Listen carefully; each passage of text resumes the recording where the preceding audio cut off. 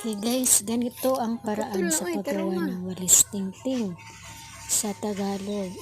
Dito sa amin, tinatawag ito na silhig na tuko. So, ganyan lang guys. Napakadali lang itong gawin. Kailangan lang tiyaga dahil isa-isa mong